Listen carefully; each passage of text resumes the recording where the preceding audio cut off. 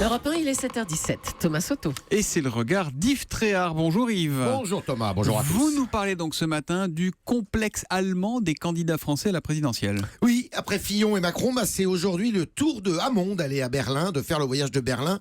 Que vont-ils chercher, Thomas, tous outre-Rhin? Eh bien, pour certains, l'adoubement d'Angela Merkel, qui accepte d'ailleurs de les recevoir, sauf Le Pen, qui est indésirable pour des raisons qu'on imagine, et Mélenchon, qui déteste Merkel, à qui il avait dit ta gueule, d'ailleurs, il y a 3 ou 4 ans, pour des raisons économiques. En attendant, pour l'instant, elle a adoubé personne chez ceux qui sont venus C'est la vrai. voir. Eh ben, c'est ce que je vais exactement vous dire. Allez-y, pardon, allez-y. Alors, est-ce bénéfique ce voyage? Effectivement, en 2012, Sarkozy s'était prévalu de sa rencontre avec Merkel, et cela ne lui avait guère porté chance. Et puis l'étoile de la chancelière allemande a sérieusement pâli dans l'opinion française depuis l'affaire des migrants.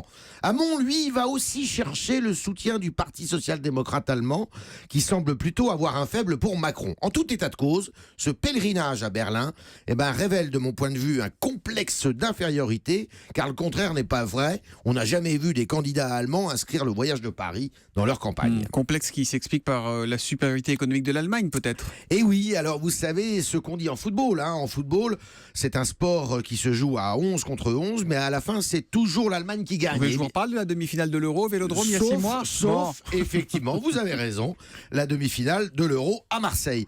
Mais c'est le même sentiment d'infériorité qui domine chez les Français, qui sont complexés économiquement face aux Allemands.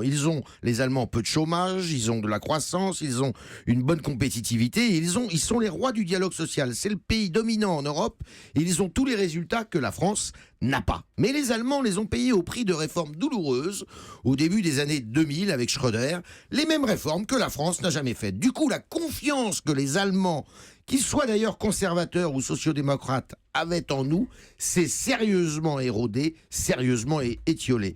Avec ces affaires, Fillon a perdu beaucoup de crédit outre-Rhin, et sur Macron, les Allemands ont des sérieux doutes.